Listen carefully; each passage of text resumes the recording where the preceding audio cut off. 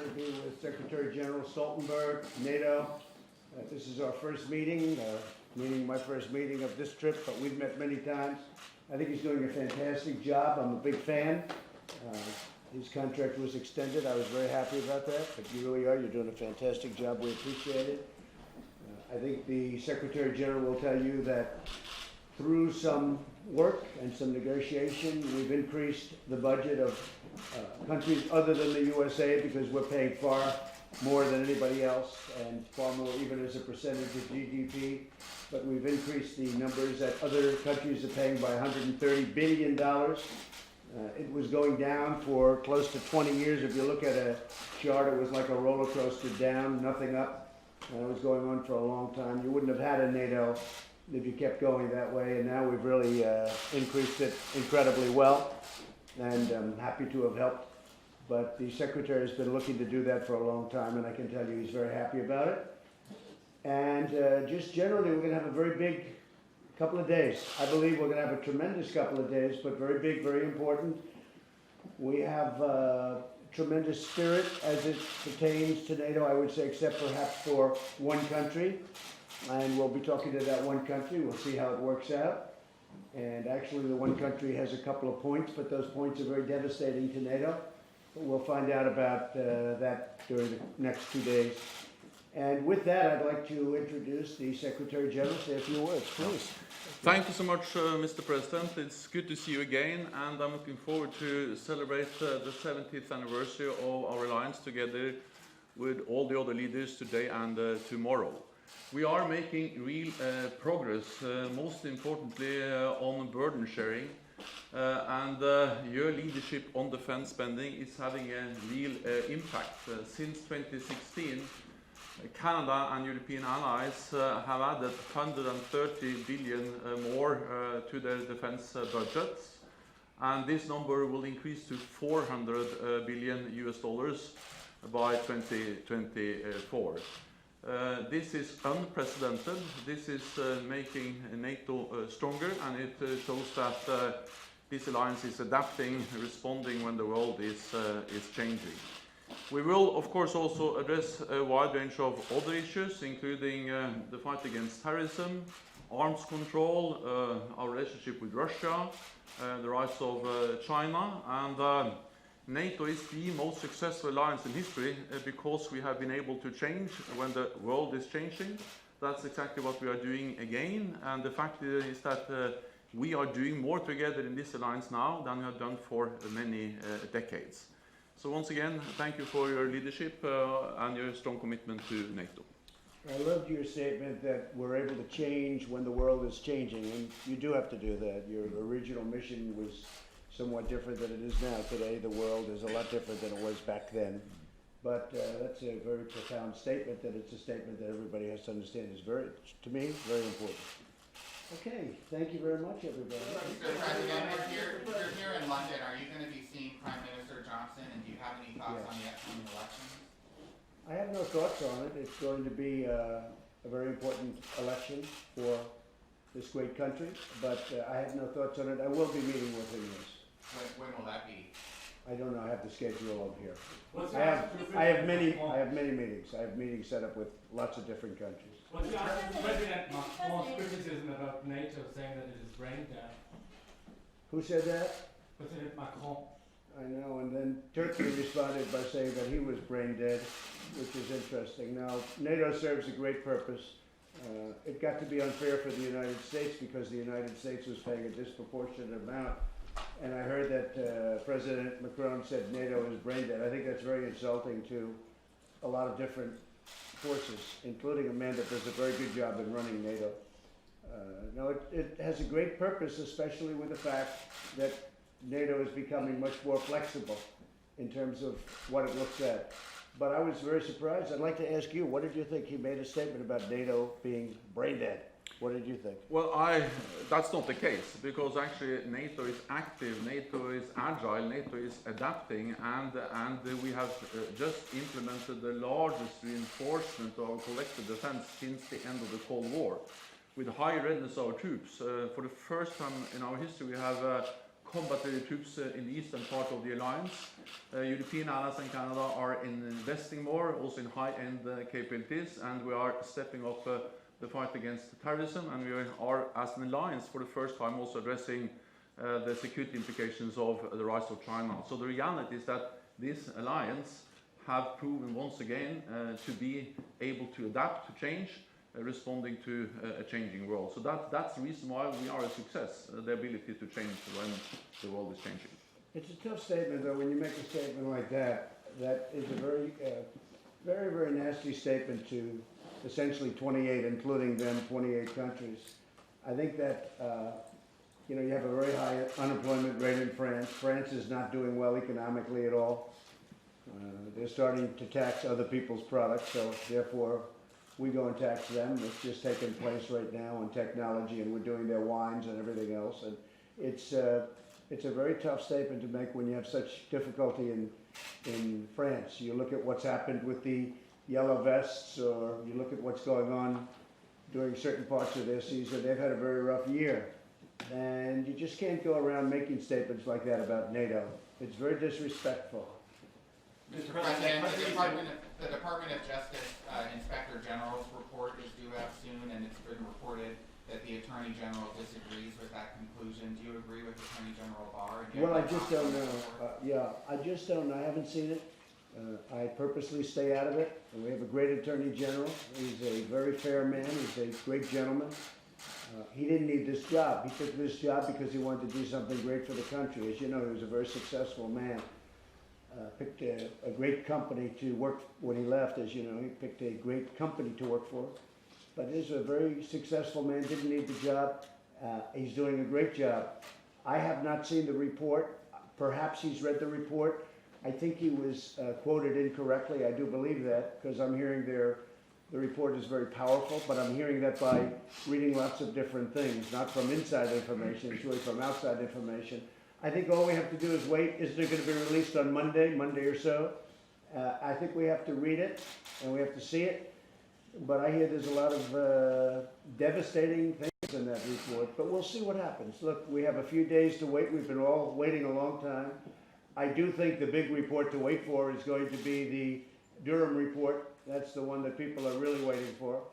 And he's highly respected, and he's worked very hard, and he's worked long hours, I can tell you, and gone all over the world. So we'll see. But the Durham report is a report people are really looking forward to. But this is a very important report. The IG report is a very important report. If what I read is correct, I read it in your newspaper. If what I read is correct, that would be a little disappointing. But it was just one aspect of the report. We'll see what happens. We'll see it. It's coming out in a few days. I hear it's devastating, but we'll soon find out. Mr. President, we have one country in province. Yes? How do you plan to bring NATO together this summer? Well, I think the Secretary General has done a good job in bringing NATO together. It's been unfair because the United States is paying 4%, and some people could say 4.3% of the largest GDP there is in the world by far, because we've brought it to a level that nobody thought even possible. So we're paying 4 to 4.3%, when Germany's paying 1 to 1.2%, at max 1.2% of a much smaller GDP. That's not fair. And it's not fair also when you have the European Union. Many of these are the same countries, but you have the European Union treating the United States very, very unfairly on trade. The deficit for many, many years, for decades, but the deficit for many, many years has been astronomical with the United States and Europe in their favor. And I'm changing that, and I'm changing it fairly rapidly, but it's not right to be taken advantage of on NATO, and also then to be taken advantage of on trade, and that's what happens, and we can't let that happen. So we're talking to the European Union, and we're talking to various countries about NATO, but we're talking to the European Union about trade, and they have to shape up, otherwise things are going to get very tough. But let me just add that NATO is the only place where North America and Europe meet every day, where we discuss, decide, and take actions together, responding to a wide range of different security threats and challenges. and we do that more now than we have done for many, many years. And the reality is that, not least because it has been so clearly conveyed from President Trump that we need fair burden sharing, allies are stepping up. And we are also modernizing this alliance, responding to new challenges in cyber, in space. We will declare space as a new operational domain for NATO, something we never had before. So it just highlights that, well, there are differences because we are 29 different countries from both sides of the Atlantic with different political parties in power, with different history, different geography. But despite these differences, we have always been able to unite around our core task to protect and defend each other because we are stronger and safer together. And I'm absolutely certain that will also be the case now. Look, I would say that nobody needs NATO more than France. You just look back over the last long period of time. Nobody needs NATO more than France. And frankly, the one that benefits really the least is the United States. We benefit the least. We're helping Europe. Europe unites and they go against a common foe. That may or may not be a foe. Can't tell you that. But there are other foes out there also. But I think nobody needs it more than France. And that's why I think that when France makes a statement like they made about NATO, it's a very dangerous statement for them to make. What's your relationship with? You mentioned the digital tax, sir. What would it take for you not to impose those tariffs on French products? Well, look, I'm not in love with those companies, Facebook and Google and all of them, Twitter, although I guess I do pretty well with Twitter on the other side, but I'm not necessarily in love with those companies. But there are companies, they're American companies. I want to tax those companies. They're not going to be taxed by France. So France is going to put a tax on. It was totally out of the blue. He just had the idea. Emmanuel had an idea. Let's tax those companies. Well, they're American companies. I'm not going to let people take advantage of American companies because if anyone's going to take advantage of the American companies, it's going to be us. It's not going to be France. And so we're taxing, as you know, we're taxing their wines and everything else. And we have a very, very big tax to put on them. Plus, we have a tax going on Airbus, and that'll be a good thing for Boeing, but we're only going to do that if it's necessary. As you know, we won in the World Trade Organization, we won $7.5 billion. We never used to win before me because before me, the United States was a sucker for all of these different organizations. And now they realize, the World Trade Organization realizes that my attitude on them, if they don't treat us fairly, well, I'll tell you someday what will happen. And we've been winning a lot of cases at the World Trade Organization. We virtually, very rarely did we ever win a case. They took advantage of the United States. So that's where it is. We won $7.5 billion.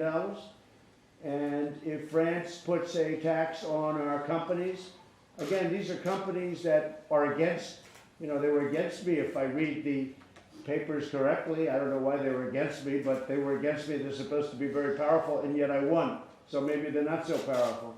But they're American companies. I don't want France taxing American companies.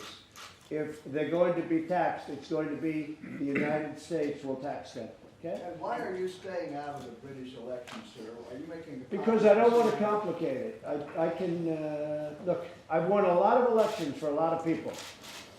If you look just over the last few months, 2 elections in North Carolina I won. I helped the governor of Kentucky. I mean, the press doesn't write it, but they went up supposedly 17, 18, 19 points because of mine. He lost by just a little bit, but I lifted him 19 points. In Louisiana, I got them into a runoff, and after getting him into a runoff, he picked up 14 points because they thought he was going to lose to a popular governor, John Bell Edwards. Good guy, popular governor. He almost won. He lost by less than a point. But with the exception of those 2 races where I had a huge impact because I raised them up almost to victory and they had no chance, with the exception of those 2, I've won virtually every race that I participated in. But this is a different country. And, I say often, in Germany they like Obama. The reason they like Obama is because Obama gave the ship away. He allowed them to take everything. He gave them things that I wouldn't do. And I love Germany. I love this country. I love a lot of countries, but I'm representing the U.S. So they may not like me because I'm representing us, and I represent us strong. President Obama did not represent us strong. He gave everything away, and he shouldn't have done that. And that's why we're still paying a price for what he did. So I'll stay out of the election. You know that I was a fan of Brexit. I called it the day before. I was opening up Turnberry the day before Brexit. You were there. Many of you were there. I mean, I recognize that many of you were there. And they asked me whether or not Brexit would happen. I said yes, and everybody smiled and they laughed. And I said, yes, it's going to happen. In my opinion, it was just my opinion. The next day they had the election, and I was right. But I stay out of it. I think Boris is very capable, and I think he'll do a good job. Mr. President, Are you going to see President Erdogan here? How is your relationship with President Macron going into this meeting? I think it's fine. I've always had a good relationship with Emmanuel. Sometimes he'll say things that he shouldn't say, and I disagree with some of his policies with respect to France, but he's got to do what he's got to do. But sometimes I think he does things that are counterproductive for his own country. Mr. President, President, are you you worry- President President- Work with a possible Prime Minister Corbyn, or is that beyond? Say it. Would you be able to work with a possible Prime Minister Corbyn, or is that? I can work with anybody. I'm a very easy person to work with. You know, you wouldn't believe it. Look at this gentleman. When I came in, I was angry at NATO, and now I raised $130 billion. And by the way, you're talking annually. You know, you're talking about a tremendous amount of money. And would you You're want to talking see about, you're talking about numbers that are astronomical. And yet, you still have many delinquent, you know, I call them delinquent when they're not paid up in full. And then I ask the other question. When they don't pay up in full, what happens to the past year? So let's say Germany's at 1%, and they stay at 1%, and another one, well, does that mean it disappears for the last 5 years, what they haven't paid? You know, nobody's ever asked that question. It's not a bad question for you to be asking, because, you know, it's not like, oh, gee, let's start a brand new year. A lot of countries haven't paid, and you could make the case that they haven't paid. They're really delinquent for 25, 30 years. And then you add all that up, and NATO is a very rich system. You know that, right? So, you know, they haven't chosen to go that way. But when Germany's at 1 to 1.2%, and when they don't pay up to the 2, and let me tell you, the 2 is a very low number. You know, it really should be 4. It shouldn't be 2, it should be 4. But that's the way it is, yeah. Mr. Please. President, are you concerned at all that the impeachment inquiry back home, Congress is preparing to impeach you, that it weakens your position as the president? I don't think so. You know, I know most of the leaders. I get along with them. It's a hoax. The impeachment thing is a hoax. It's turned out to be a hoax. It's done for purely political gain. They're going to see whether or not they can do something in 2020, because otherwise they're going to lose. It's turning out, and you see it better than anybody. I read something in your paper the other day that it's having a reverse effect, which some people thought it might have. I didn't know. But I can tell you that districts where I won, and then they had an election in between mine, but they had an election and other people got in, Democrats got in, those districts are leaning very big toward me. Now, I wasn't in the race in 2018, so it's not really the same thing. And a lot of my voters say they're not going to vote unless Trump is actually in the race. But it's really having a tremendous impact on, and a lot of Democrats I hear are very upset. They just got back from their district, and I hear they're very upset. The impeachment witch hunt, it's really just a continuation of the hoax that's been taking place for the last 3 years, and I think you know that. And does it cast a cloud, though, as you're trying to negotiate? Well, I would say this. I think it's very unpatriotic of the Democrats to put on a performance where they do that. I do. I think it's a bad thing for our country. Impeachment wasn't supposed to be used that way. All you have to do is read the transcripts. You'll see there was absolutely nothing done wrong. They had legal scholars looking at the transcripts the other day, and they say these are absolutely perfect. Trump is right when he uses the word perfect. Those concepts, those calls that we made, 2 of them were absolutely perfect calls. And I think it's a very bad thing for our country. Does it cast a cloud? Well, if it does, then the Democrats have done a very great disservice to the country, which they have. They've wasted a lot of time. We're trying to get prescription drugs reduced very substantially. We could do it easily. They don't have any time to do anything. I call them the do-nothing Democrats. They are hurting our country very badly. Mr. President, will you meet with President Erdogan here, and is there still... I may. I have a very good relationship. I may.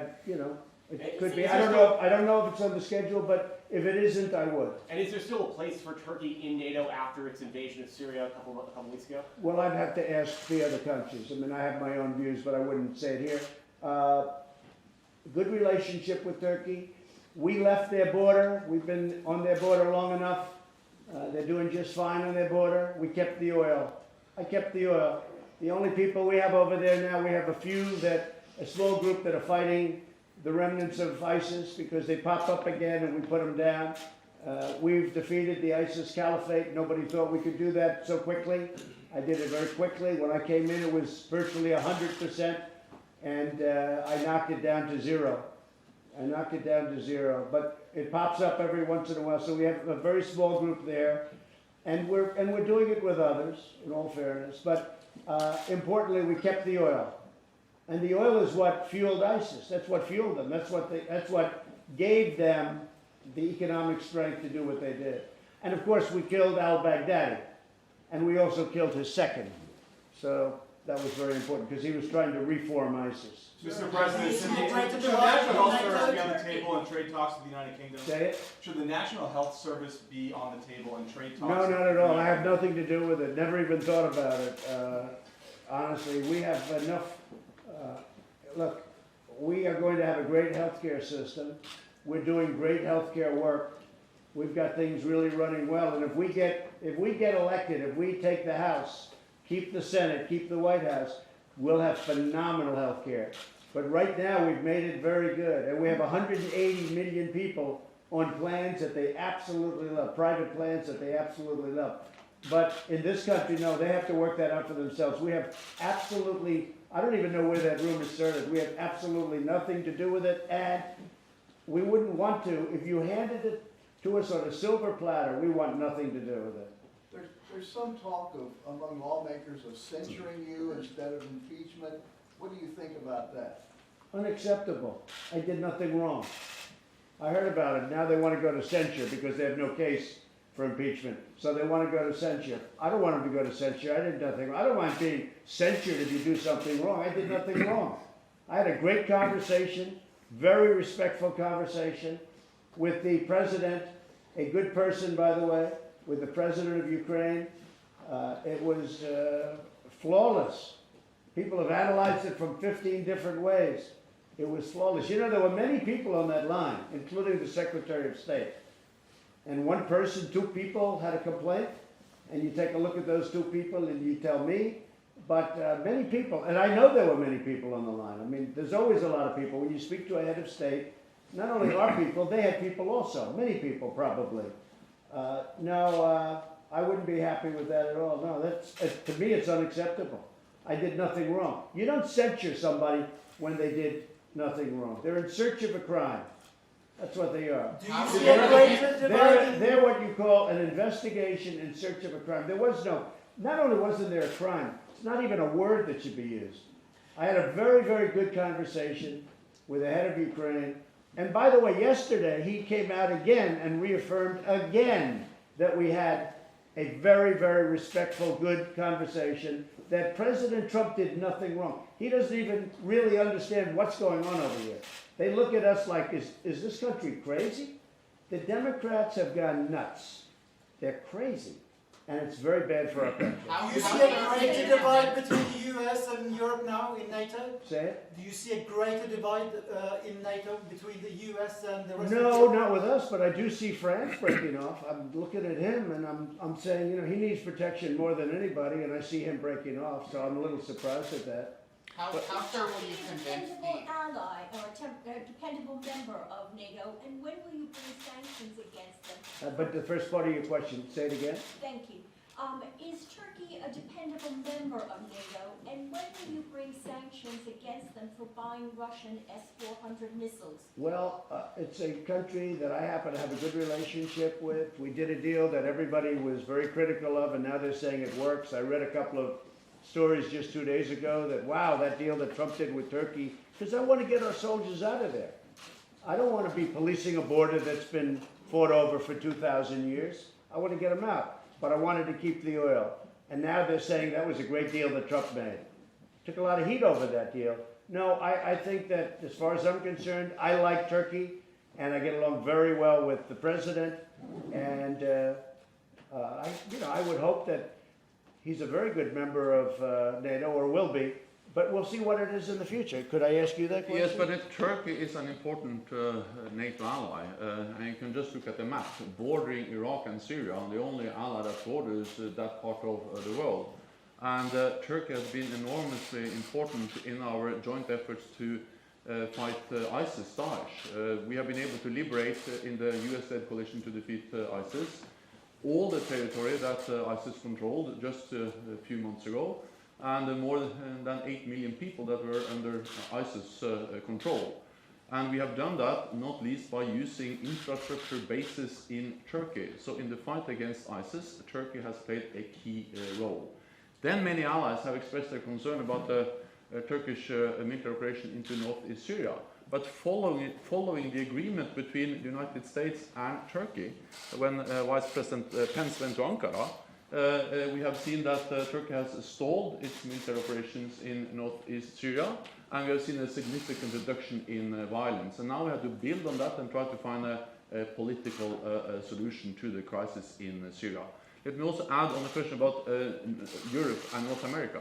Yes, there are differences, as there has always been, dating back to the Suez Crisis in '56 all the way to the Iraq War in 2003. So it's nothing new that 29 allies have different views on many different things, trade, climate change and other things.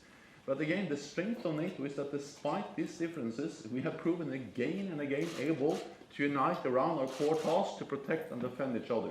And that's exactly what we are doing now. We are doing more together in North America and Europe than we've done for many decades. So the paradox is that despite so much, some political differences, we always are able to agree and unite around our core task to stay together. And I will say this, 3 weeks ago when we got al-Baghdadi, Turkey was very helpful.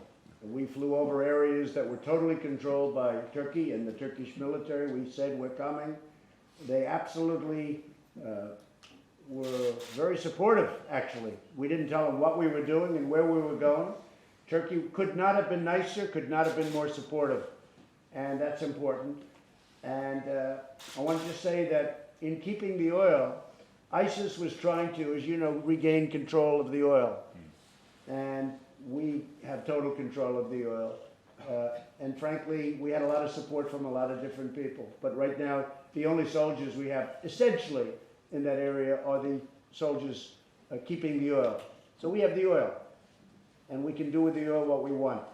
But Turkey bought Russian missiles. How is that being on the Well, side they of did, and they NATO? tried to buy ours, and the Obama administration said you can't have them. Would Okay. you give them to them? The Obama administration said you can't have the Patriots. You can't, we're not going to sell them to you.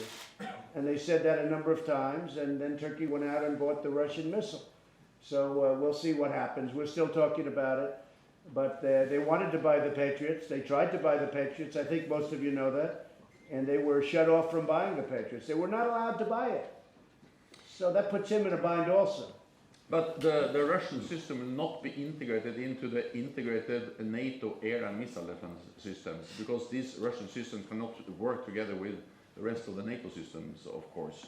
I welcome the fact that there are talks going on between the United States and Turkey, looking into some alternative systems, Patriots, and also the fact that NATO actually augments, we augment the Turkish air and missile defense system today with the deployment of Patriot batteries by NATO in Turkey. So we address this issue and we try to find a way to solve it, because it's now creating some problems internally in Iraq. And as you know, Turkey bought billions and billions. It was one of the largest orders of F-35s, which is the greatest fighter jet in the world.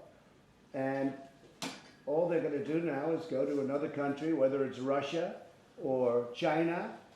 They don't want to do that. They want to buy the best plane. But, you know, they're making it very difficult for, in a way, themselves. But they're also making it difficult in Washington for them to buy that plane. But they want to buy it. They have a very big order out. They've already put up billions of dollars. They've given it to Lockheed Martin. Mr. President, you said earlier that You'll have counsel present at future impeachment hearings. Say it? Have Have you made a decision as to whether you'll have White House Counsel President future impeachment? I'm not even thinking about it. I'm only thinking about this. The impeachment hoax is going nowhere. We have tremendous support. In the history of the Republican Party, there has not been this support. We have 196 to nothing in terms of votes in the Congress, and as far as I'm concerned, I hear the Senate is angry about it. The Republican senators are very angry about what's going on because they hurt our country. They're hurting our country the other side very badly. We have tremendous support, probably the most united that our party's ever been. I just had a 95% approval rating. It's the highest in the history of the Republican Party. Ronald Reagan was 87, he's second. The party has never been this united, the Republican Party. The impeachment is going nowhere. It is a waste of time. They're wasting their time, and it's a disgrace. It's a disgrace to our country. How will you convince Republican senators to agree that your conduct with Ukraine was perfect and flawless? Because a number of them, as you know, have been critical of your conduct. Well, that's the only people that are critical are people that haven't read the conversation that I had. And in some cases, they haven't read. Are you okay back there? What happened? You getting into a fist fight? Secretary Pompeo. I'm wondering if you think you should run for Senate. No, oh. Well, I thought you had something. I'm right back here. Oh, okay. Okay, I thought they got into a little fist fight back there. That's happened a couple of times with you people. No, I think the Republican Party is right now more united than they've ever been. When people read I always say read the transcript. I also say take a look at what the president of Ukraine said. And he said it numerous times, including very powerfully yesterday. Because that's the only thing that really, that's it. Then you have people heard third hand, fourth hand, second hand. Now, we have tremendous support in the Republican Party. There never has been support like this. In fact, I would always complain that the Democrats, I think, are lousy politicians with horrible policy. Open borders, sanctuary cities, high taxes, they want to raise your taxes. But they've always stuck together. I respect that. And the Republicans, I've always said, have better policy, but historically they haven't stuck together the same way. There has never been a time where the Republican Party has been more united. This is a witch hunt by the Democrats. It's a continuation. It's been going on now for 3 years. Actually, from before the election, it's been going on. You'll probably see that after the report is released on Monday or Tuesday. But this is just a witch hunt that's very bad for our country. But I'll tell you, it's been very unifying for the Republicans and for my base. A point of clarification. In your opening remarks, you were very critical of one country, but you didn't name the country. What country were you talking about? I'd rather have you guess. You're a very good reporter. I'd rather have you guess. Mr. President, I'll probably agree with your assumptions. Mr. President, would you like to see Secretary Pompeo run for Senate in Kansas? So he's a tremendous guy doing a tremendous job. And I would say this, if I thought we were going to lose that seat, because we shouldn't lose that seat, it's a great state. It's a state that I won overwhelmingly, as you know. We shouldn't lose that state. Then I would sit down and talk to Mike. But you can never find anybody that can do a better job as Secretary of State. But if we thought we were going to lose that, I would have a talk to Mike. If you look at polling, Mike would walk away with that seat. If I thought there was a risk to losing that seat, I would say that I would sit down very seriously and talk to Mike and find out how he feels about it. He loves what he's doing a great job, as you know. Could I ask about NATO? Why is China such an important subject for this NATO summit? What threat do they pose? Well, China's become very powerful, and much more so than in the past. They've done it largely with United States money because our past presidents allowed them to steal the cookie cutter, and that's okay. I don't begrudge China for that. I'm very disappointed in our past presidents and leadership. They allowed this to happen. There's no way it should have happened. And by the way, I'm doing very well in a deal with China if I want to make it. If I want to make it. I don't think it's if they want to make it. It's if I want to make it. And we'll see what happens. But I'm doing very well if I want to make a deal. I don't know that I want to make it, but you're going to find out pretty soon. We'll surprise everybody. But as you know, historically, NATO has been focused on the Soviet Union and Russia, so it's something new that we now are also addressing the implications for our security by the rise of China. But we have to do that because China is now the second largest defense spender in the world after the United States.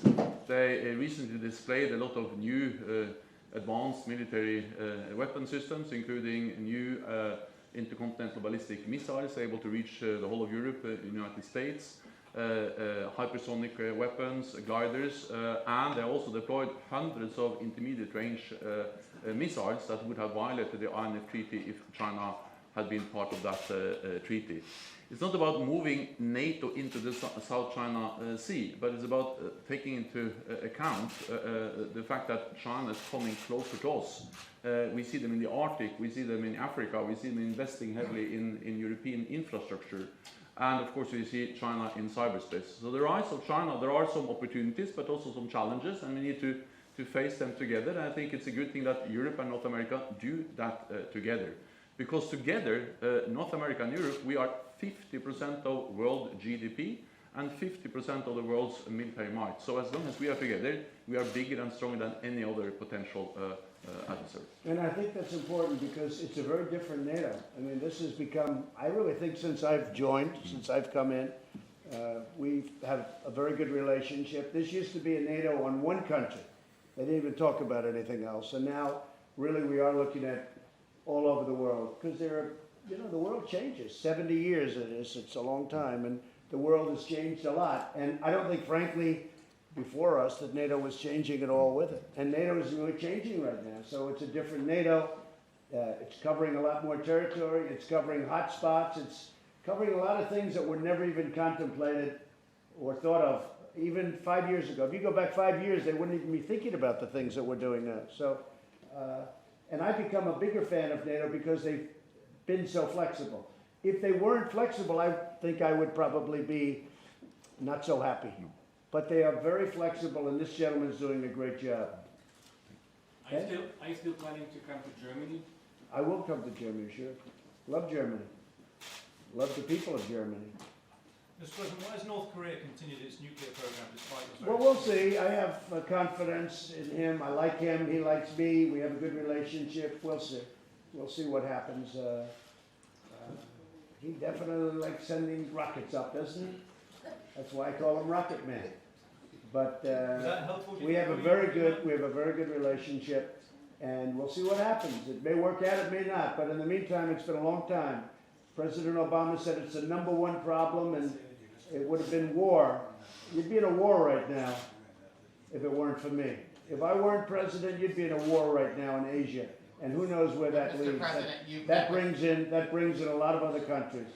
Mr. President, you've met with Kim Jong-un 3 times now, and yet he continues to build his nuclear program and test his missiles. So what more will it Well, take? you don't know that. #1, you don't know that. And #2, very importantly, I have met, and in the meantime, we still have peace.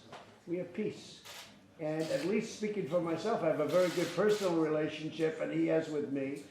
I'm possibly the only one he has that kind of relationship with in the world. They call it the Hermit Kingdom. I know a lot about his Hermit Kingdom, but I have a very good relationship. If you would have listened to President Obama, we'd be in a World War III right now. So we'll see what happens. Hey, look, we are more powerful militarily than we ever have been. And I will tell you, when I took over the United States military, when I became Commander-in-Chief, our military was depleted, our military was in trouble. You know that better than anybody. We had old planes, we had old everything, we didn't have ammunition. Now we have the most powerful military we've ever had, and we're by far the most powerful country in the world, and hopefully we don't have to use it. But if we do, we'll use it. If we have to, we'll do it.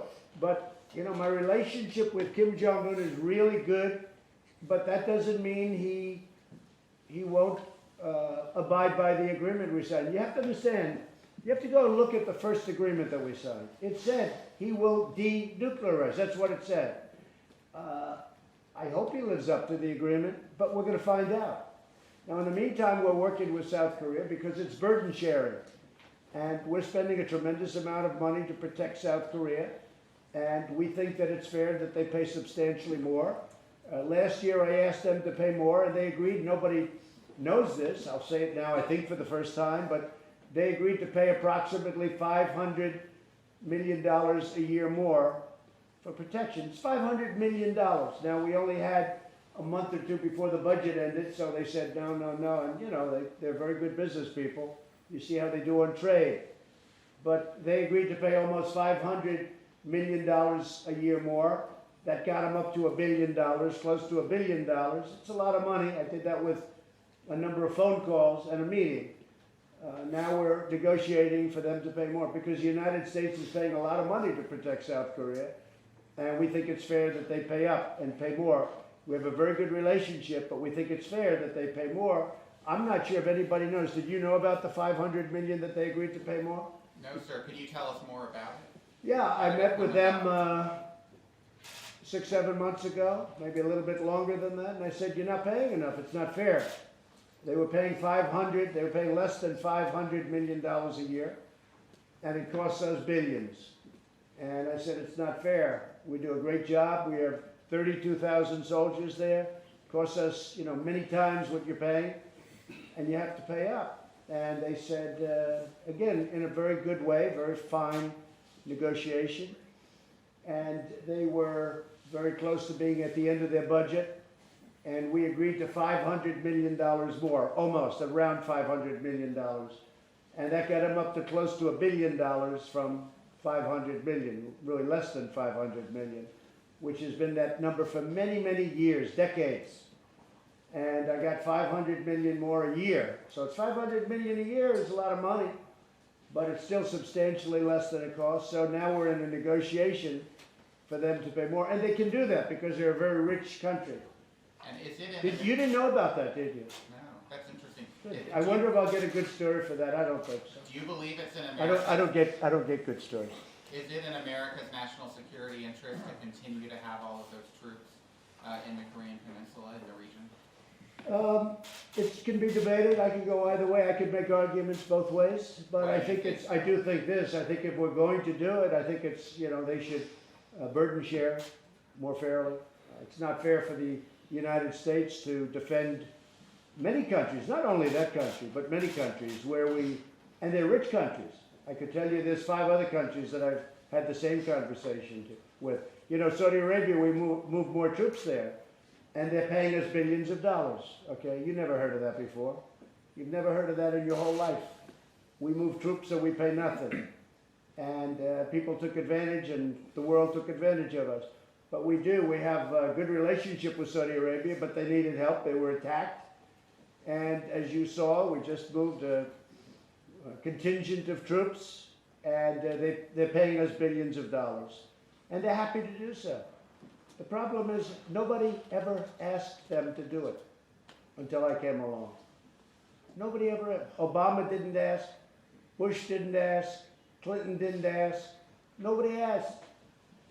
In fact, they said to me, but nobody has ever asked us to do this. I said, I know, King, but I'm asking. And they're paying us, they've already sent us billions of dollars. It's already in the bank. So, and that's right, and they're happy to do it. But we never had a president that would ask, and it's not right. So, and we have many other countries that were doing the same thing, wealthy countries. Now, in some cases, you have countries that need help that don't have money. They're poor, and there's tremendous trauma. There's tremendous problems and things going on that shouldn't be going on. And that's a different situation. But we have wealthy countries. I've asked Japan. I said to Prime Minister Abe, a friend of mine, Shinzo, I said, you have to help us out here. We're paying a lot of money. You're a wealthy nation. And we're, you know, paying for your military, essentially. You have to help us out. And he's going to do a lot. They're all going to do a lot. But they were never asked. Now they're being asked. Mr. President, do you have a comment? Get a China trade deal? I think it's a very important point. You understand. I mean, it's a point nobody probably really knows about. I don't talk about it. But this is the first time I've talked about it publicly. But no, South Korea is paying us almost 500 million more, and now we're starting a negotiation for billions of dollars. In those recent talks with the King of Saudi Arabia that you just referenced, Yeah, very recent. Did you bring up the murder of Jamal Khashoggi, the American? Well, we've had that discussion, and we've had it many times, and they, you know, you know their position, you know my position too. Yeah, it's brought up. But, you know, I also brought up and I'll bring it up right now, the fact that Iran is killing perhaps thousands and thousands of people right now as we speak. That's why they cut off the internet. So they cut off the internet so people can't see what's going on.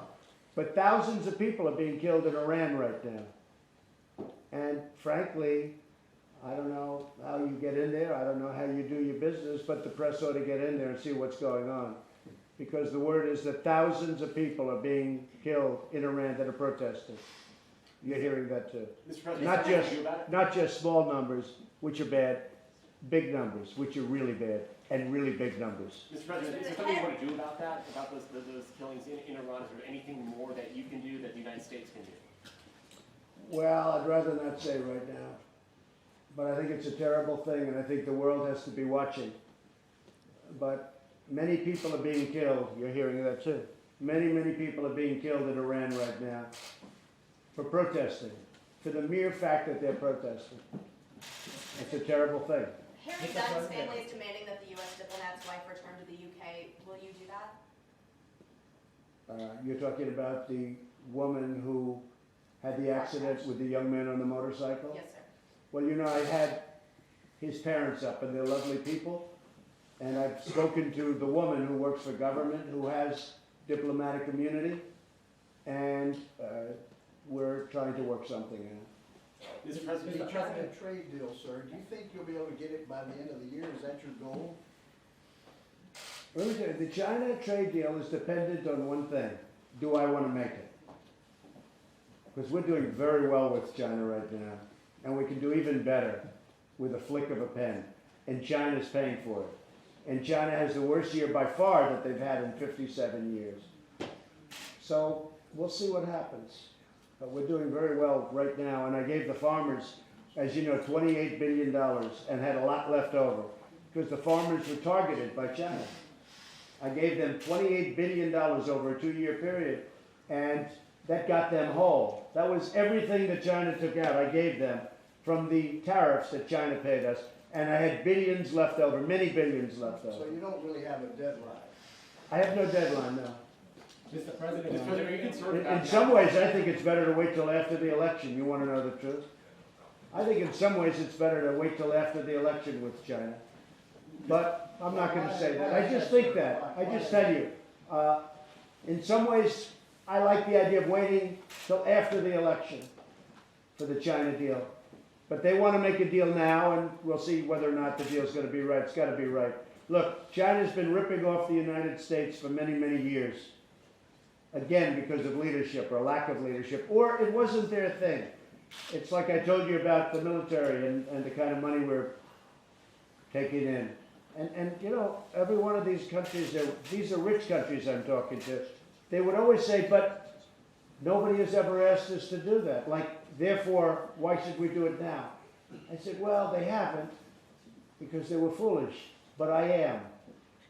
And that's where we are. And that's why with Saudi Arabia, with South Korea, with so many other countries, they're paying a lot of money to the United States that they weren't paying. And they will be paying a lot more. Mr. President, do you think that Jeremy Corbyn That's a big story, right? That's a big story, you. A lot of big I don't know. I don't know how you can make that a bad one, but you'll figure a way, right? Mr. President, do you think that Jeremy Corbyn needs to do more to denounce anti-Semitism? I know nothing about the gentleman, really, Jeremy Corbyn. Know nothing about him. Mr. Do you President, have a comment on Prince Andrew stepping? NATO to strengthen the dialogue with Russia. French President Emmanuel Macron is asking to talk more to Russia. Do you support him? I think NATO should always be in dialogue with Russia.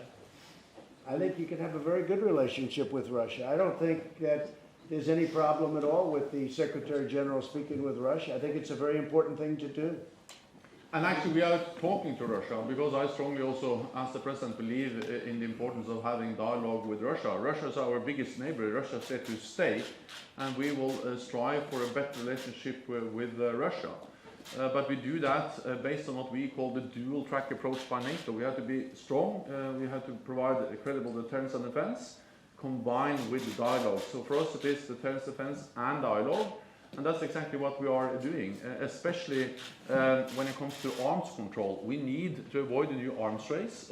We need to avoid a new Cold War. new arms race is dangerous, it is expensive, and therefore we also regret very much that Russia has violated the INF Treaty, which banned all the intermediate range missiles in Europe. The good thing is that NATO was able to respond in a unified way. We all agreed that Russia was in violation. We all supported the US decision, because a treaty will not work if it's only respected by one side. And now we sit together again, North America, Europe, US and the rest of the NATO allies, and address how should we respond. We will respond in a coordinated way together. We will respond in a defensive way, but we have to make sure that we still provide credible deterrence and defense, also in a world with more Russian missiles in Europe. Arms control is something I know the President is very focused on. I really would like to see progress on arms control with Russia, but also in one way we have to find ways to include China, because in the future China has to be part of the arms control efforts. Can you imagine? And I have to say this, Russia wants to make a deal on arms control. And I terminated the deal because they weren't living up to it. And it was an obsolete deal anyway. They weren't living up to it. But Russia wants to make a deal, as recently as like 2 weeks ago. Russia wants to make a deal very much on arms control and nuclear. And that's smart, and so do we. We think it would be a good thing, and we'll also certainly bring in, as you know, China. And we may bring them in later, or we may bring them in now, but Russia wants to do something badly, and so do we. It would be a great thing to do. Mr. President, do you have a comment on Prince Andrew stepping down from his royal duties? On who? Prince Andrew stepping down from his royal duties? No, I don't know Prince Andrew, but it's a tough story. It's a very tough story. I don't know him. No. Okay, anybody else? Thank you. So we'll see you during the next 2 days. Interesting, right? Yeah. Huh?